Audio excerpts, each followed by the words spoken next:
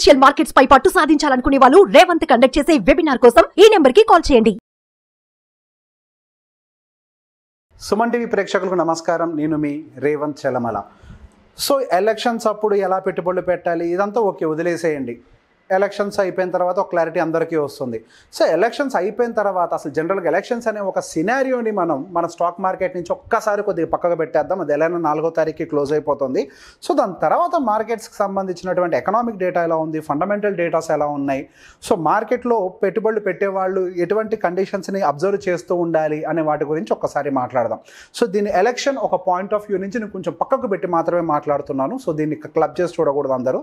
So బేసిక్గా మనకు ఉన్నటువంటి ఎకనామిక్ కండిషన్స్ ప్రకారం చాలా వరకు మనకి ఫైనాన్షియల్ ప్లాట్ఫామ్స్ ఇండియన్ మార్కెట్ అయితే కొంతగా హై వాల్యుయేషన్లో ఉంది అని మాట్లాడుతుంది. As of now somewhere around మనం 23.5 దగ్గర ఉన్నట్టున్నాం. సో గమనించినట్లయితే ఆ రేంజ్ మనకు దాదాపుగా 2 సంవత్సరాల నుంచి ఒకదే రేంజ్లో మన పిఈ రేషియో కన్సాలిడేట్ అయితే అబ్జర్వ్ చేస్తున్నాము. సో పెద్దగా ఏమీ పిఈ కూడా పెరుగుతున్నట్టుగా ఏమీ కనిపించట్లేదు. సో బేసిక్గా మనకి అది ఓవర్ వాల్యూడ్ అన్న ఒక సిచ్యువేషన్కి కూడా మనం కన్సిడర్ చేయలేము. మేబీ అది ఒక 27-28 దాటితే మనం ఓవర్ వాల్యుయేషన్ కింద చూడగలుగుతాము, లేదా 18 బిలో ఉంటే అండర్ వాల్యూడ్ కింద కన్సిడర్ చేయగలుగుతాం. కానీ 23 అనేది కూడా మనకు ఒక గ్రోయింగ్ ఎకానమీలో ఒక స్టేబుల్ పిఈ రేషియో అనే చెప్పాలి. అది 25 రీచ్ అవుతున్నప్పుడు మనం కొద్దిగా కొంచెం కంగారు పడాల్సిన అవసరం ఉండొచ్చేమో. మేబీ అక్కడి నుంచి ఏమన్నా మళ్ళీ అంటే సహజంగా హైయర్ సైడ్ వెళ్ళేటప్పుడు రెసిస్టెన్స్ ఎక్కడి నుంచి రావచ్చు అనుకుంటాం కదా. సో కొద్దిగా పీకౌట్ అయ్యే టైంకి ఎక్కడి నుంచి రెసిస్టెన్స్ రావు, మనకి ఎక్కడి నుంచి అయినా కానీ కొద్దిగా సమస్య రావచ్చు. సో ఆ ఒక్క విషయాన్ని కొంచెం పక్కకు పెడితే మన ఎకనామిక్ సిచ్యువేషన్స్ ఒకసారి గమనించే ప్రయత్నం చేద్దాం. అది యూఎస్ విషయానికి వస్తే ఇన్ఫ్లేషన్ ఈ డేటాస్ అన్ని కూడా కొంతవరకు కూల్ ఆఫ్ అవుతున్నప్పటికీ కూడా ఇంట్రెస్ట్ రేట్స్ కట్స్ అనేవి ఇప్పటి వరకు మనం చూడలేదు.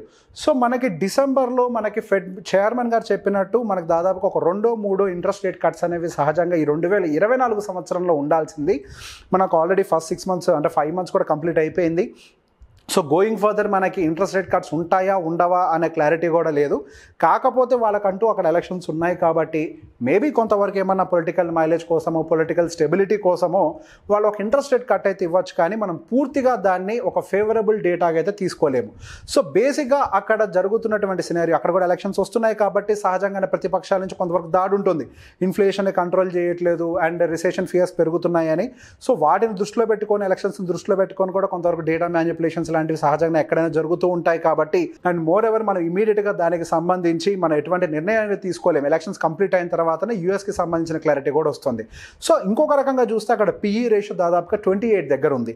సో మన యావరేజ్గా medium of PE of US market ఎక్కడ ఉంటుంది అంటే సమ్వేర్ అరౌండ్ 28 and 29. సో ఒక రకంగా వాళ్ళకి పిఈ రేషియో అనేది ఆల్మోస్ట్ టాప్ ఎడ్జ్లో ఉంది. So if by any chance కొంచెం ఏ ఒక్క అన్సర్టనిటీ ఉన్నా కానీ మనకి మార్కెట్స్లో అక్కడ పర్టికులర్గా డౌన్ సైడ్ అయితే మూవ్ అవ్వడానికి ఛాన్స్ ఉంది. So US market down side move అయితే మనకేంటి ఇండియాకి అని అంటే మనకి ఎప్పుడైనా కానీ యూఎస్ మార్కెట్స్ని బేస్ చేసుకొని మన ఇండియన్ మార్కెట్స్ రియాక్ట్ అవ్వడం అనేది చాలా సందర్భాల్లో చూసాము. అండ్ ఈవెన్ మన డే టు డే యాక్టివిటీస్లో కూడా అక్కడ ఏమైనా యూఎస్లో పెద్దగా మార్కెట్ కనుక డౌన్ సైడ్ రియాక్ట్ అయితే నెక్స్ట్ డే మన మార్కెట్స్ గ్యాప్ డౌన్ తోటి ఓపెన్ అయినటువంటి సందర్భాలు కూడా చాలా చూసే ఉంటాం.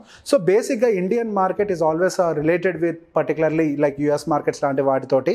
దానికి గల ప్రధాన కారణం we are also linked with the global transaction USD and all. So okay, ఆ కాన్సెప్ట్ని మనం పక్కన పెట్టేద్దాం.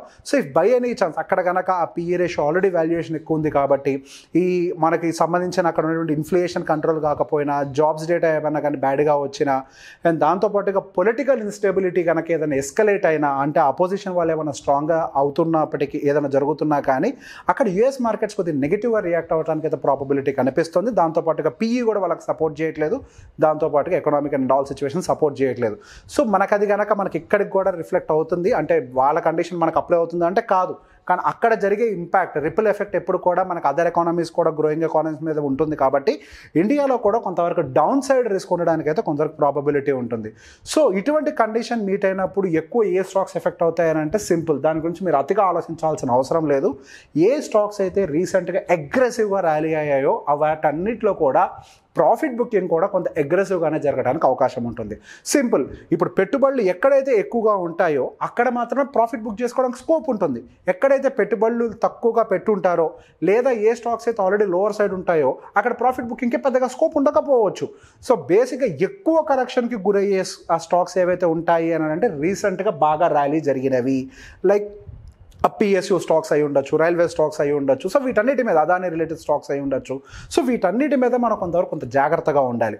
అండ్ ఐటీకి లేదా మనకి ముప్పు అని డెఫినెట్గా, సో ఐటీకి కూడా కొంతవరకు రిస్క్ ఉంటుంది. మనం ఇంతకుముందు కూడా చెప్పుకున్నాం.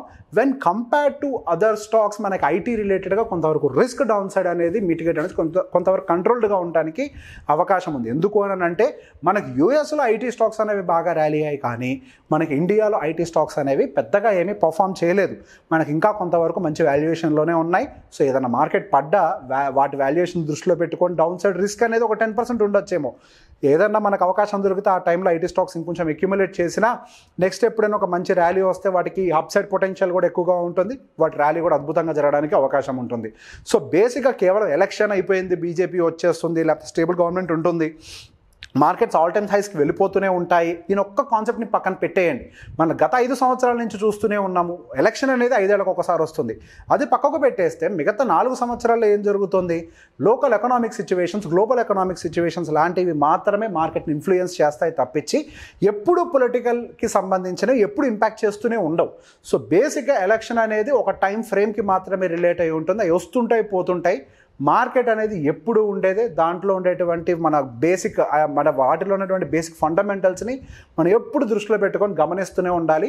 కంప్లీట్గా ఒక యూఫోరిక్ స్టేజ్లో మన ఇండియన్ మార్కెట్స్ ఉన్నాయి. స్టేబుల్ గవర్నమెంట్ అని ఒక స్టేబుల్ గవర్నమెంట్ అని ఒక్క పాయింట్ని పక్కకు పెట్టేసి దయచేసి మన అదర్ ఆస్పెక్ట్స్ని కూడా గమనించినట్లయితే మన ఇన్వెస్ట్మెంట్ పాయింట్ ఆఫ్ వ్యూలో తప్పటడుగులు వేయకుండా ఉంటాం. సో పర్టికులర్గా ఈ స్మాల్ అండ్ మిడ్ క్యాప్ స్టాక్స్లో కానీ లేకపోతే మ్యూచువల్ ఫండ్స్లో కానీ అగ్రెసివ్గా పెట్టుబడులు పెట్టేవాళ్ళు కొంతవరకు వాళ్ళ పోర్ట్ఫోలియో డైవర్సిఫికేషన్ కూడా చేసుకుంటే వాళ్ళకు కూడా మంచిది.